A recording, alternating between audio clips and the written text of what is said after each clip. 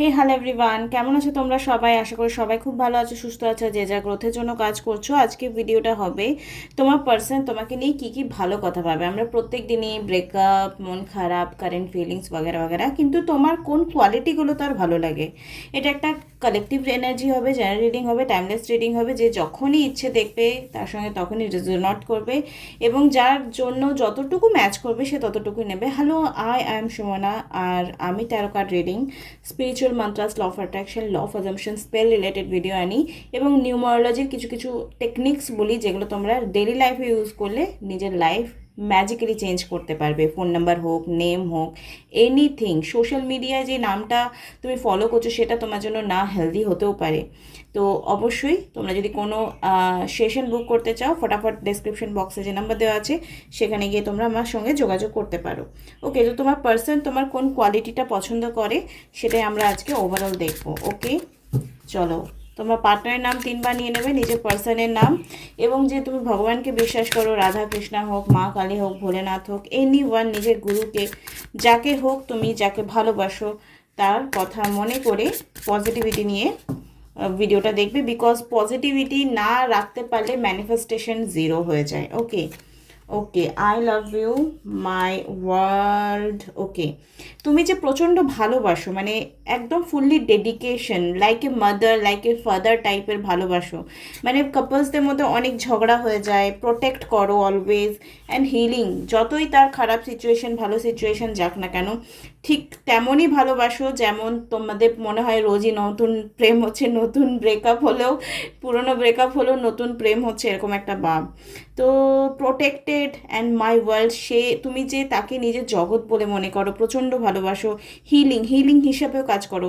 তোমার সঙ্গে যতই রাগারাগি হোক, ভুল বোঝাবুঝি হোক, আন্ডার এস্টিমেট হোক, বাট তুমি তার হিলিং হয়ে কাজ করো, অলওয়েজ তার প্রোটেক্টর হয়ে কাজ করো। এখানে প্রোটেক্টেড এবং হিলিং কার্ড এটাই বলছে। এবং তুমি দেখো, আমি সবসময় একটা বলি, নিজের একটা আন্ডারলাইন রাখবে যে নিজেকে ভালোবাসবে, কিন্তু যখন আমরা ভালোবাসি না কাউকে, তখন এগুলো এত হয় না, এত রুলস ফলো হয় না।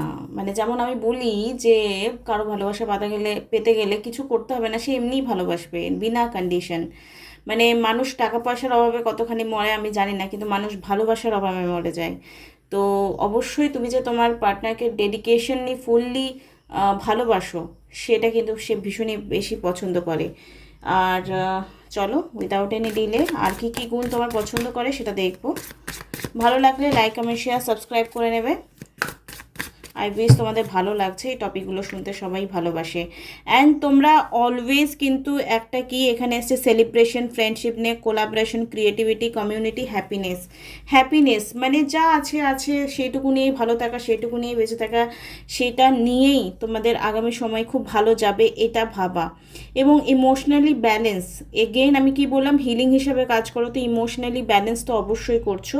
এখানে এসছে diplomatic, control, balance, supportive, leader, tolerance, empathic. এখানে কার্ডস এটা দেখাচ্ছে যে টলারেন্স, তুমি তাকে ঝেলো, তোমার রাগও ভালোবাসে যেমন, তোমার ভালোবাসাটাকেও ভালোবাসে তেমন। এই জিনিসগুলো যে তুমি তার ভালোবাসো, তার রাগটাকেও ভালোবাসো, তার মানে আমি কথা আমাকে একজন কেউ বলেছিল যে গরমকালে সূর্যকে ভালোবাসো না, শীতকালে সূর্যকে ভালোবাসো। তো তোমার ভালোবাসাটা ঠিক ওরকম, যে তুমি শীতকালে সূর্যকেও যেমন ভালোবাসো, গরমকালে সূর্যকেও ঠিক ততটাই ভালোবাসো। তো এক্স্যাক্টলি এই জিনিসগুলো কিন্তু খুবই খুবই খুবই। আর হার্টব্রেকে কার্ড, মানে হয়তো তার আগের রিলেশনগুলো খুব টক্সিক ছিল, হার্টব্রেক হয়েছিল, বোঝেনি, আন্ডারস্ট্যান্ডিং লেভেল অতটা হাইলি ছিল না, এতটা স্পিরিচুয়ালি ছিল না, এতটা ডেপথ ছিল না, এতটা কানেকশন ছিল না। এবং 100% তার লাইফে এর আগেও তোমাকে ছাড়া রিলেশনশিপ ছিল, যেটা ব্রেকআপ থেকে বেরিয়েই হয়তো তোমার সাথে রিলেশনশিপ এসছে। এবং তার পাস্টের কোনো ফিনান্সিয়ালি লস হয়েছে বা কোনো রিলেশনশিপ লস হয়েছে, এরকম সিচুয়েশনেও তুমি সেই সব কিছু জেনে তাকে অ্যাকসেপ্ট করেছো কোনো রকম বিনা, হ্যাঁ দেখো, বকাঝকা, শাসন করা ভালোবাসার একটা অঙ্গ।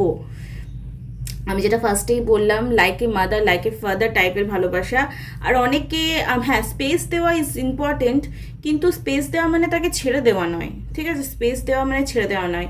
আমি একটা গ্রুপ ক্রিয়েট করেছি ম্যারেজ বা স্পেসিফিক পার্সন ম্যানিফেস্ট করার জন্য, ওটা ফ্রি গ্রুপ। যদি তোমরা জয়েন করতে চাও, ওখানে অনেক মেয়ে জয়েন করছে, বেসিক্যালি ছেলেও জয়েন করতে পারে, এমন নয় যে না। কি কি রিচুয়ালস ফলো করলে তোমরা নেগেটিভিটি রিমুভ করতে পারবে, পার্সোনালি নিজে কোনো রকম তোমাদের যদি রিডিংটা একটা নিয়ে নিও, কারণ রিডিং না যা করালে অনেক সময় আমরা আনথাবড়া ভেবে নিই এটা আছে দিয়ে ওভার থিঙ্কিং করে মরে যাই, ঠিক আছে? তো কনফার্মেশন নিয়ে তারপর তোমরা রিচুয়ালস ফলো করবে। এবার যদি মনে হয় আমার ভাই ব্রেকআপ হয়ে গেছে, আমি তো এমন মেন্টালি কন্ডিশনে রয়েছে যে আমি রিচুয়ালস করতেই পারবো না, কেউ তোমার উদ্ধার করবে না, ভগবান এত টাইম নেই তোমার ব্রেকআপ ঠিক করার, ঠিক আছে? তো চলো এই মুহূর্তে ডিপলি কানেকশন তো অবশ্যই তোমার সঙ্গে ফিলিংসে রয়েছে, বিকজ এখানে এসছে কুইন অফ কাপস, এখানে এসছে দেখো unbiased judgment, justice, independent, clear boundaries, coldness, direction, communication, clear mindset and prosperative. তো এখানে একটা কথা আমি তোমাকে বলবো, তোমরা যেটা তোমাদের যে তোমার যে কোয়ালিটিটা আছে, যে যেটা তোমার খারাপ লাগে সেটা তুমি মুখের উপর বলে দাও, আর যেটা তোমার ভালো লাগে সেটাও তুমি মুখের উপর বলে দাও। কিন্তু এর মানে এই নয় যে ছেড়ে দেওয়া। জাস্টিস, ইন্ডিপেন্ডেন্ট, তুমি কারোর উপর ডিপেন্ডেবল নয়, না ফিনান্সিয়ালি, না মেন্টালি, না এনিথিং। হ্যাঁ, মেন্টালি ডিপেন্ডেবল আমরা যাকে ভালোবাসি তার কাছে না মানে হয়ে যায় মেন্টালি ডিপেন্ডেবল, মানে যে যতই লজিক লাগাক।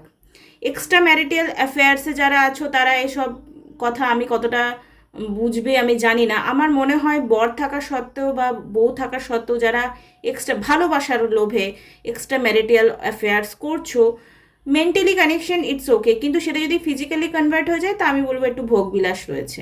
মেন্টালি স্যাটিসফ্যাকশনের জন্য এক্সট্রা ম্যারিটাল অ্যাফেয়ারটাকে তাও একটু মানে অ্যাকসেপ্ট করা যায় যে চলো আমি এই সংসারটাকে ছাড়তে পারবো না, আমি তাই বেরোতে পারছি না, কিন্তু আমি আমার বরের সঙ্গে বা বউয়ের সঙ্গে স্যাটিসফাই নয়, ঠিক আছে? স্যাটিসফাই নই, তাই জন্য হয়তো আমার একটা ভালো বন্ধু রয়েছে, এটা অবধি ঠিক আছে।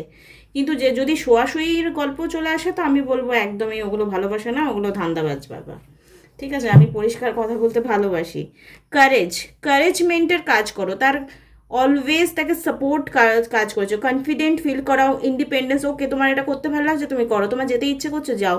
এই যে ইন্ডিপেন্ডেন্সটা কন্ট্রোল করার চেষ্টা করো না, এটাও কিন্তু তার ভালো লাগার একটা বিষয়বস্তু। ফোকাসড, তুমি তাকে নিয়ে খুব সিরিয়াস, তুমি টাইম পাস করছো না, একদম ফোকাসড তার প্রতি, তাই জন্য কিন্তু এটাও একটা ভালো লাগার বিষয়। ওকে, তোমাদের রিলেশনশিপটার ফিউচার কি রয়েছে, কি বলছে ফিউচারে মোনোলজি দেখ থেকে? ভালো লাগলে লাইক, কমেন্ট, শেয়ার, সাবস্ক্রাইব করে দেবে। আর কেউ যদি পার্সোনাল সেশন বুক করতে চাও ডেসক্রিপশন বক্সে নাম্বার দেওয়া আছে, সেটা গিয়ে তোমরা কন্ট্যাক্ট করে নিতে পারো। Have faith in your dream, তুমি যদি স্বপ্ন দেখেছো তাকে নিয়ে যে আমরা একদিন এক হব, তো সেই স্বপ্নটা সে সত্যি করতে অবশ্যই চাইবে আগামী সময়ে, বিকজ সেও কিন্তু তোমার জন্য সিরিয়াসই হয়ে আছে।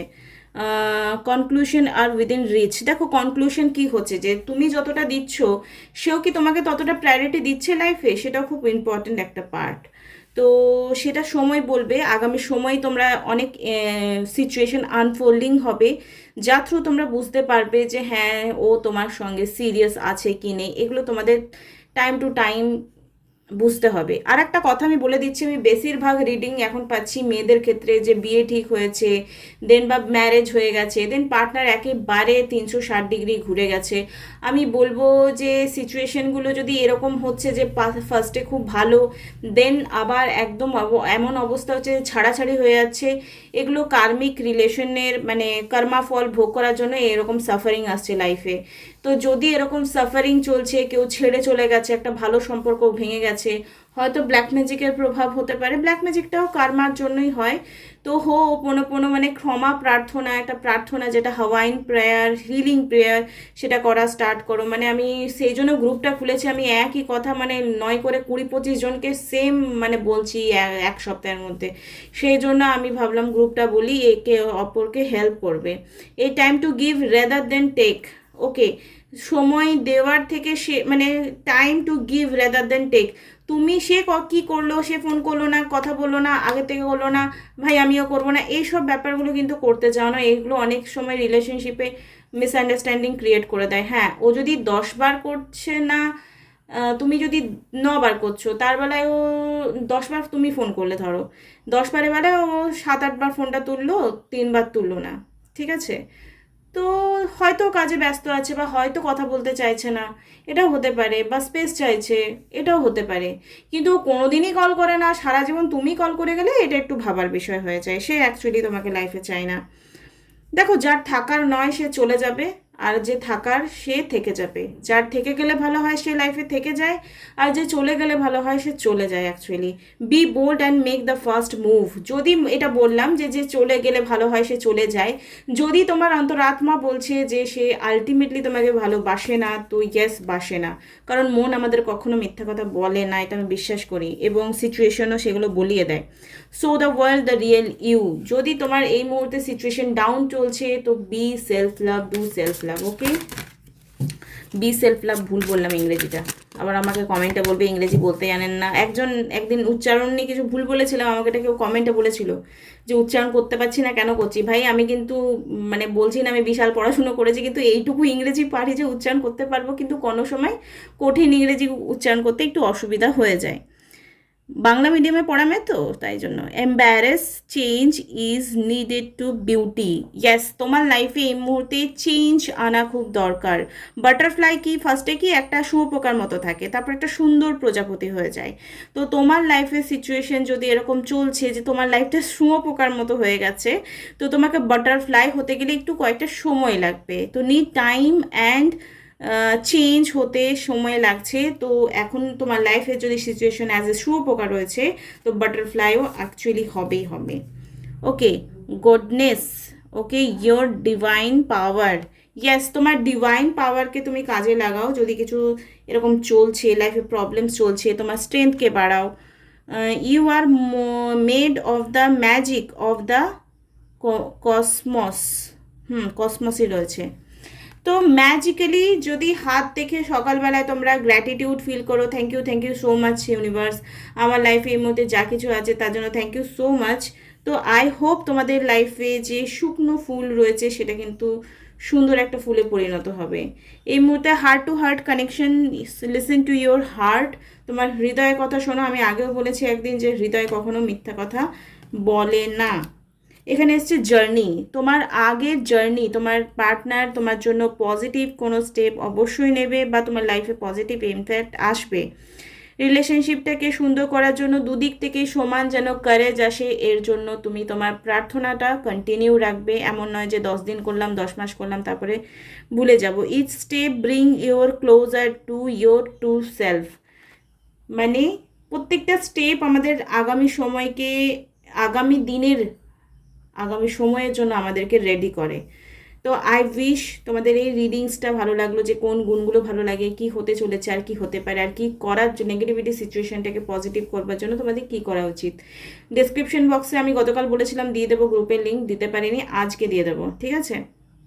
আর যারা পার্সোনাল রিডিং নিতে চাও, সেশন বুক করতে চাও, প্লিজ জয়েন করো। যদি নিজে হার্ডওয়ার্ক করতে পারো, স্পিরিচুয়ালিটিতে গ্রোথ করতে পারো, টেকনিক করতে পারো, রিডিংস করাতে পারো, তোই কন্ট্যাক্ট করবে, না হলে কিন্তু করো না, প্লিজ করো না, কারণ আমার মাথা হ্যাং হয়ে যায় একদম, ঠিক আছে? একটু বোঝো, আমিও তো মানুষ। Thank you so much. চলো, সিরিয়াস যারা আছো নিজেদের সিচুয়েশনকে ইমপ্রুভ করার জন্য, তারা কিন্তু কন্ট্যাক্ট করতে পারো। টাটা বাই, খুব ভালো থেকো।